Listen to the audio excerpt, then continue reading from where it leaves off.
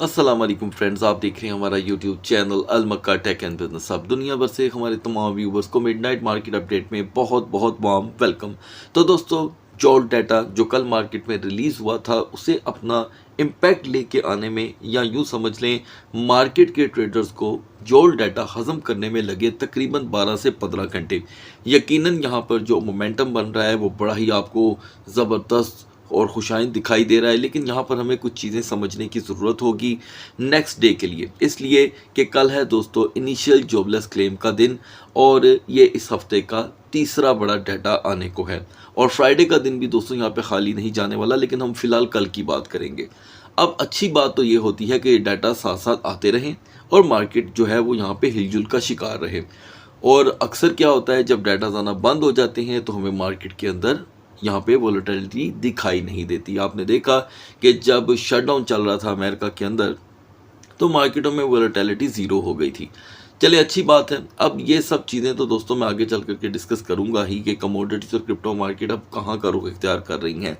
उससे पहले ये जानना बहुत ज़रूरी है कि जिस सीज़ फायर के बल के ऊपर मार्केट यहाँ पे नाच रही है वो यहाँ पर रिलायबल रहेगा भी या नहीं। लेकिन एक यहाँ पे मैं वार्निंग आपको स्टार्ट में फिर दे दूँ, क्योंकि अगर आपने सुबह की वीडियो मिस कर दी है तो फिर से इस बात को जाकर रिसर्च कर लीजिएगा और कमेंट सेक्शन में आकर अपनी कीमती राय दे दीजिएगा। और वो ये कि जो माइकल सेलर हैं, उनकी जो कंपनी है माइक्रो स्ट्रेटजी, वो यहाँ पर बार बार ख़बरों में देखने को मिल रही है कि वो कुछ अदद अपने बीटीसी सेल करने का इरादा रखते हैं।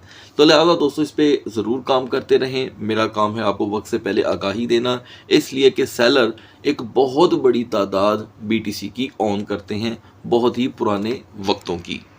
अब आ जाते हैं दोस्तों ये जो पीस टॉक दोबारा शुरू हुई है उसके ऊपर।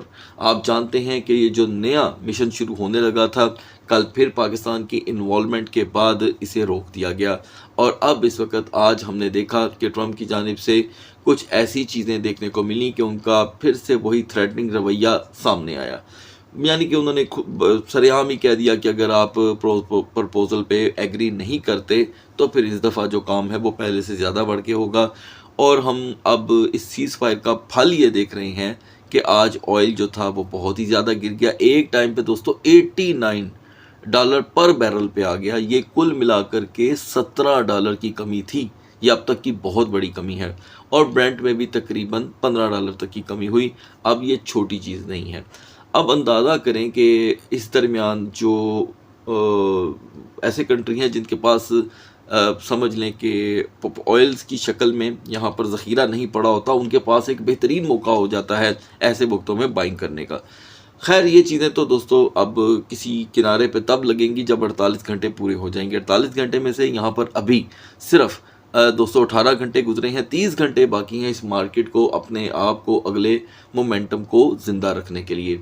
तो ये अभी आपने ज़हन में रखना है। आगे फ्राइडे क्लोजिंग भी है, बड़ा इम्पैक्ट आने वाला है मार्केट में, मैं आपको पहले से ही वार्न कर रहा हूँ। लिहाजा दोस्तों मार्केट कैप में कुछ ज़्यादा कमी नहीं हुई, लेकिन अच्छा खासा शफल देखा गया है। अब बीटीसी और इथेरियम को हम लास्ट में डिस्कस कर लेंगे ताकि हमारा वक्त बचे। मैं वहाँ पर तफसीलन इनकी तमाम अपडेट आपके साथ शेयर करूंगा। आज की वीडियो में व्यूवर्स डिमांड पे हम दोस्तों बीजीपी टोकन को डिस्कस करेंगे, जिसे शायद डिस्कस किए हुए 3 से 4 माह हो चुके हैं और उसकी क्या वजह है वो आगे चल करके डिस्कस करेंगे। आगाज़ कर लेते हैं एक्सआरपी से। यहाँ पे एक्सआरपी ने बड़ी मुश्किल से 1.45 की रेजिस्टेंस हासिल की, और जैसे कि मैंने आपको अपडेट किया हुआ था कि एक्सआरपी में वॉल्यूम ही मौजूद नहीं है, तो इसने टच एंड गो का बिहेवियर बनाया। 1.45 से just touch and go again 1.41। तो इसके पास इतनी ही स्ट्रेंथ है दोस्तों, 1.41 से लेके ज़्यादा से ज़्यादा 1.45, यही इसकी सपोर्ट है। रेजिस्टेंस जल्दी से आते हैं BNB पे। दोस्तों बीएनबी ने आज एक नया ट्रेंड सेट किया है, बहुत इंटरेस्टिंग है, समझने वाला है। बीएनबी ने एक लंबे अरसे के बाद अपना कैंडल चार्ट पैटर्न ही बदल दिया। जैसे कि काफ़ी दिनों से बीएनबी मूव ही नहीं कर रहा था, तो मूव आया। अभी मैंने कुछ ही दिन पहले आपके साथ बीएनबी के ऊपर एक पूरी वीडियो शेयर की थी। आई डोंट नो कि आपने देखी या नहीं, लिहाजा वो अवेलेबल है हमारे चैनल पे, आप जब जाके चाहें देख लीजिएगा। तो दोस्तों बीएनबी ने 664 की आज रेजिस्टेंस शो की और रिजेक्शन। ये आपको बहुत अच्छे से पता था कि किसी भी ब्रेकआउट के लिए बीएनबी को 650 की रेजिस्टेंस चाहिए, बीएनबी ने वो हासिल की। 664 की रेजिस्टेंस आई, रिजेक्शन आपके सामने है, और फिर हमने लो देखा 648 का। तो लिहाजा एक अच्छा मूवमेंट रहा। अभी यहाँ पर जो BNB है दोस्तों अपनी सपोर्ट बनाने की कोशिश कर रहा है, जहाँ पर हमें यहाँ पे टेंगलिंग कैंडल्स बनती हुई दिखाई दे रही हैं, ठीक है, जो मोस्टली ये चीज़ साबित करती हैं कि दुश्वारियाँ यहाँ पे प्राइस लेवल में देखने को मिल रही है। लिहाजा अगर हम 650 को अबूर ना कर पाए दोस्तों, तो प्रेशर तेज़ी से 640 से 642 की तरफ बढ़ सकता है। जस्ट अगली कैंडल इसका नतीजा आपके सामने रख देगी। मैक्स रेजिस्टेंस नॉर्मली 655 टू 658 की यहाँ पर कैंडल चार्ट स्टडी हमें बता रही है। सोलाना ने भी दोस्तों यहाँ पे एक नया लेवल सेट किया, बहुत ही अच्छी रही इसकी सपोर्ट, जो हमारे अंडर कंट्रोल थी। हाई रहा 90.50 का, लेकिन फिर से एक मरतबा रिजेक्शन, और इस रिजेक्शन के बाद हम फिर से नॉर्मली डाउनफॉल का शिकार हैं। अभी भी अगर हम दोबारा से 89.50 पे वापस नहीं आते तो प्रेशर 88.10 की तरफ बढ़ रहा है। डोज कॉइन ने दोस्तों बिहेवियर तो अच्छा दिया, लेकिन लेट। डोज कॉइन की आज की जो सपोर्ट थी गाइस वो थी 0.1135 की, और सारा दिन डोज जो है दोस्तों एक अच्छा मोमेंटम देता रहा। डोज ने एक टाइम पे 0.1170 तक की रेजिस्टेंस थी, लेकिन ये कंट्रोलेबल नहीं थी। अब जाकर डोज का बिहेवियर कंट्रोल्ड है, तो लिहाजा उसने फाइनली अब जाकर अपनी सपोर्ट यहाँ पे यूटिलाइज कर ली है। मैक्स रेजिस्टेंस 0.1150 यहाँ पर देखी जा सकती है। अब आते हैं दोस्तों जी कैश पे। जी कैश जो आज सुबह 606 का हाई पहले से ही चिपका चुका था जब हम दोपहर की वीडियो आपके साथ शेयर कर रहे थे। आपको अपडेट किया गया था कि इसे आप अपनी इस रेजिस्टेंस को लेके आगे बढ़ने के लिए 605 टू 615 तक की रेजिस्टेंस दरकार होगी। अगर ये इसे हासिल करने में नाकाम होता है कैंडल चार्ट, क्योंकि आपको ओपन रख के देखना होता है, ये सारा कुछ सीखना होता है, तो ये नॉर्मली जो कि है उल्टे पैरी 570 से 565 की तरफ बढ़ेगा। तो गाइज हमने 560 का यहाँ पे ऑलरेडी लो देख लिया है। मेरी तमाम जी कैश लवर ऑडियंस से रिक्वेस्ट है कि आज आपने कमेंट्स में ज़रूर रिप्लाई करना है, ठीक है जी। तो अभी के लिए दुश्वारियाँ जी कैश के लिए मुसलसल बढ़ रही हैं, क्योंकि ये कैंडल जो है वो काफ़ी ज़्यादा स्ट्रॉन्ग हो गई है।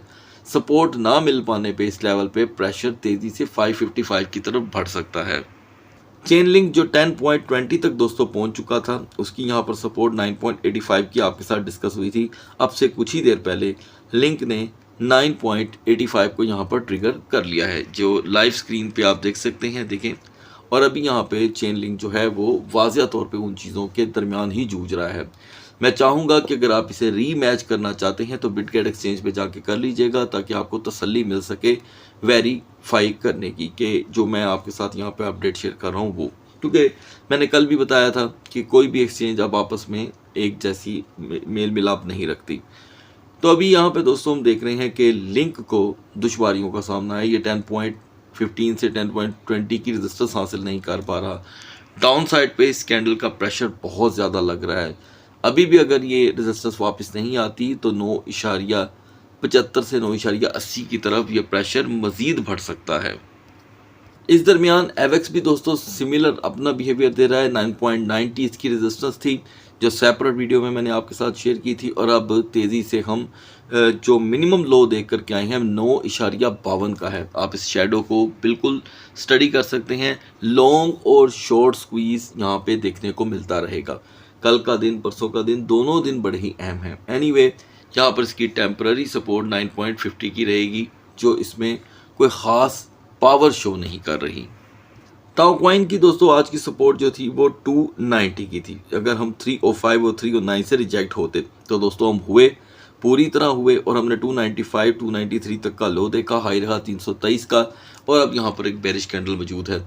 अलबत्ता ये तो आप बहुत अच्छे से जानते हैं कि टाओ की स्ट्रगल एक्सपायर नहीं हुई, उसने अपने आप को समहाउ सर्वाइव कर लिया है। तो यहाँ अगर हम 310 को ब्रेक करेंगे तो प्रेशर 305 की तरफ ही बढ़ेगा। तो दोस्तों आज का मोस्ट डिमांडिंग कॉइन BGP था। व्यूवर्स की तरफ से सवाल थे, शायद उसकी वजह यह भी है कि इसमें एक बुलिश गोल्ड कैंडल बन रही है। काफ़ी लंबे अरसे के बाद ऐसा देखने को मिला है। सो गाइज इट्स इंटरेस्टिंग इसलिए कि हम बहुत ज़्यादा डाउनफॉल के शिकार हो चुके थे। मार्केट ने यहाँ पे मोमेंटम पकड़ा है, तो ये एक बुलिश पैटर्न आपके सामने आया है। ये जानना बड़ा ज़रूरी है कि BGP यहाँ से पंप कैसे हुआ। तो दोस्तों 2.05 को इसने अपनी सपोर्ट कंसीडर किया है। अब उसी सपोर्ट को लेकर के ये जो सूरत हाल बन रही है 2.22 से 2.25 तक की एक नई रेजिस्टेंस इख्तियार कर सकता है, बशर्त ये कि अगली कैंडल भी यहाँ पर बुलिश बने, वो भी तकरीबन 4 घंटे की कैंडल में पहले 2 घंटे बहुत ही अहम होंगे। लिहाजा बीजीपी का ये पैटर्न जो कि है दोस्तों अपनी सपोर्ट हिस्ट्री के साथ साथ है 2.05 यहाँ पर भी और 2.02, एक बड़ा किरदार यहाँ पे 2.00 का भी है। लिहाजा पूरे कैंडल चार्ट में ये सबसे ज़्यादा इम्प्रेसिव एरिया जो है वो इसे नेक्स्ट ब्रेकआउट के लिए थोड़ा सा प्रिपेयर करता है। बढ़ते हैं बीटीसी और इथेरियम के कैंडल चार्ट की तरफ। So guys now we are on the chart of BTC. यहाँ पर कल इनिशियल जॉबलेस क्लेम को लेकर आज के डाटा को समझना बड़ा ज़रूरी है। तो दोस्तों उसके बाद आप बहुत अच्छे से जानते हैं कि एनएफपी भी है, तो ये 2 डाटा बड़े अहम हैं। अभी जो कि हम सुबह इसको डिस्कस कर रहे थे तो हम 81,900 पे थे दोस्तों।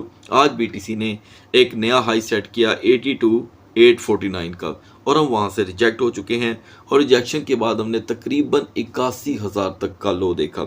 ये लगभग 1700 से 1800 की कमी थी और अभी भी 4 आवर के कैंडल चार्ट पे हमें कहीं सपोर्ट नहीं मिल रही। तो दोस्तों करेक्शन को लेकर ये बात करूँगा कि अगर हम अभी भी 81,000 को ब्रेक कर देते हैं तो तेज़ी से प्रेशर 80,000 की तरफ बढ़ सकता है, जिसे हम यहाँ पे क्रैश तो नहीं लेकिन करेक्शन ज़रूर कंसीडर करेंगे। So for the best for the good यहाँ पर बीटीसी को दोबारा 81,800 की रेजिस्टेंस की शिद्दत से ज़रूरत रहेगी। बढ़ते हैं इथेरियम के कैंडल चार्ट की तरफ।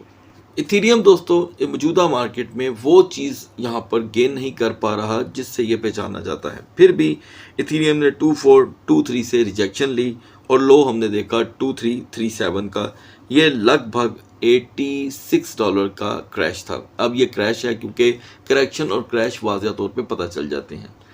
लिहाजा सेफ जोन में ये दोस्तों एंटर नहीं हो पाया। अभी के लिए ये अपनी सपोर्ट भी ब्रेक कर चुका है। 2350 इसकी सपोर्ट थी और 2337 का मतलब यह है कि सपोर्ट तो यूज़ हो गई और हाई जो है वो कोई इतना खास नहीं है। ओवर स्टे ऑन 2345 इथेरियम को बहुत ज़्यादा कमज़ोर कर रहा है और प्रेशर 2325 की तरफ बढ़ सकता है। अभी अब अगर 4 आवर की नेक्स्ट 4 आवर की जो कैंडल है उसके 2 घंटे यहाँ पर सपोर्ट बनाने में कामयाब हो जाते हैं तो इथेरियम 2380 की रेजिस्टेंस हासिल करने की पोजीशन में भी आ सकता है। सो गाइस सुबह तक अल्लाह हाफिज़।